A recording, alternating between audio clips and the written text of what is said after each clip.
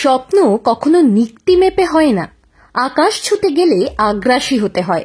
একথা কে না জানে, কিন্তু অতি আগ্রাসন আবার অন্য হিসেব গুলিয়ে দিতে পারে। স্বপ্ন ছুঁতে গিয়ে বেহিসেবি হলে দিতে হয় তার খেসারত।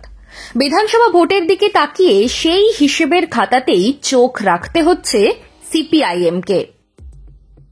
ব্যাপারটা একটু খুলে বলা যাক।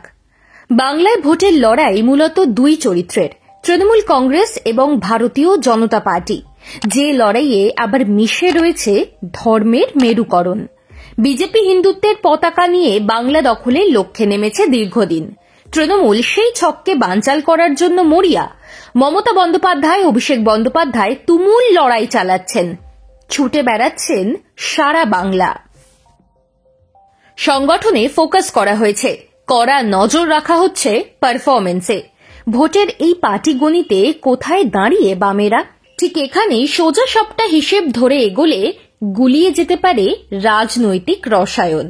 তাই বিধানসভা নির্বাচনের প্রস্তুতি নিতে গিয়ে মেপে এগোতে হচ্ছে আলিমুদ্দিনকে।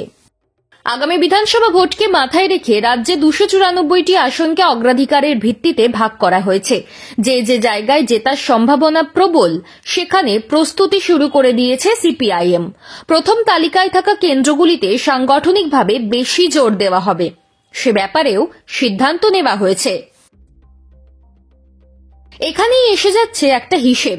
গত লোকসভা নির্বাচনে রাজ্যের ফলের নিরিখে বাম এবং তাদের সঙ্গী কংগ্রেসের ভালো ফল হয়েছিল যে বিধানসভা কেন্দ্রগুলিতে, তার অধিকাংশই উত্তর দিনাজপুর, মালদহ, মুর্শিদাবাদ ও নদিয়া জেলার একাংশে ছড়িয়ে।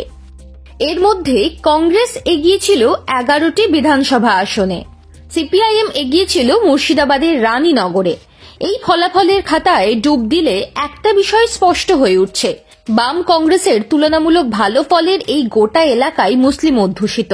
বিধানসভা নির্বাচনের প্রস্তুতি নিতে গিয়ে দলের অন্দরে প্রশ্ন উঠছে এই সূত্রেই।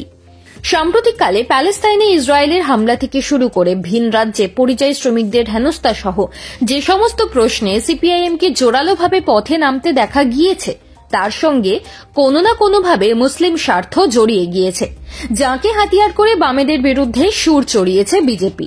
সিপিআইএমের অন্দরে একাংশের আশঙ্কা, সাম্প্রতিক অতীতের ভোটের ফল বিচার করে মুসলিম অধ্যুষিত আসনে যদি বেশি ফোকাস করা হয়, তার ফল উল্টো হতে পারে। মনে হতে পারে তৃণমূল কংগ্রেস বিরোধী হিন্দু ভোটের সবটাই শুধু বিজেপির জন্য থাকছে। তখন আবার বিজেপিকে দূরে রাখতে চেয়ে সংখ্যালঘুরা এককাট্টা হয়ে বিধানসভায় তৃণমূলকে সমর্থন করতে পারেন। সম্ভাবনার চোরা স্রোত খেয়াল করেই সিপিআইএমকে কৌশল বদলাতে হচ্ছে, সাজাতে হচ্ছে দুই রকম অঙ্কই। তৃণমূল এবং বিজেপি দুই শক্তির বিরুদ্ধেই লড়াই বামেদের। কোনো একটা দলকে বেশি ফোকাস করতে গেলে অন্য দল সুবিধে পেয়ে যেতে পারে। সংখ্যালঘু ও সংখ্যাগরিষ্ঠ অর্থাৎ হিন্দু মুসলিম আরও ভালো করে বললে রাজ্যবাসীর জন্য নির্দিষ্ট ছক কষেই ভোটের অঙ্ক সাজাতে হবে। আর সেই কারণেই সৃজন ভট্টাচার্যের মতো তরুণ নেতা হিন্দু ভোটের দিকে ফোকাস করেছেন। তৃণমূলকে সরাতে সব দল বিজেপিকে ভোট দিক, এই তত্ত্বকে পাল্টা চ্যালেঞ্জ করেছেন। সিপিআইএমের কেউ কেউ মনে করছেন আসন বাছাই এবং রাজনৈতিক ভাষ্য নির্মাণে দুদিকেই গুরুত্ব দেওয়া হোক। বিশেষ করে শহরাঞ্চলে যে মধ্যবিত্ত বাঙালি থাকেন, তাদের জন্য প্রতিষ্ঠান বিরোধিতার ফায়দা যেন বিজেপি তুলতে না পারে, সেদিকে নজর দেওয়া হোক।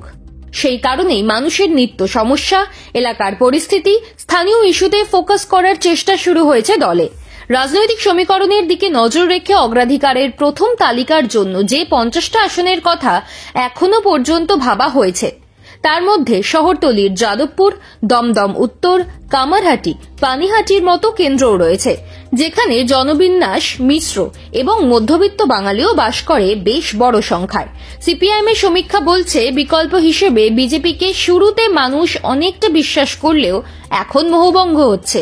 এই পরিস্থিতিকে লাল ঝান্ডা কাজে লাগাতে চাইছে। ভোটার তালিকার বিশেষ নিবিড় সংশোধন বা এসআইআর ঘিরে যা চলছে, তাতে তৃণমূলের সঙ্গে সঙ্গে বিজেপিকে কোণঠাসা করার সুযোগ আছে, তাও মনে করছে সিপিআইএম। তবে একটা সমীকরণ এখনো মেলাতে পারেনি আলিমুদ্দিন। যে আসনগুলিকে অগ্রাধিকার দেওয়া হচ্ছে তাতে জোটের অঙ্ক মিশে রয়েছে, অর্থাৎ বাম এবং কংগ্রেসের যৌথ লড়াইয়ের ফল মিলেছিল গত বছরের লোকসভা নির্বাচনে। কিন্তু বিধানসভা নির্বাচনে জোট হবে কিনা তা এখনো স্পষ্ট নয়। জোট হলে একরকম ছক, না হলে আবার অন্য পথ।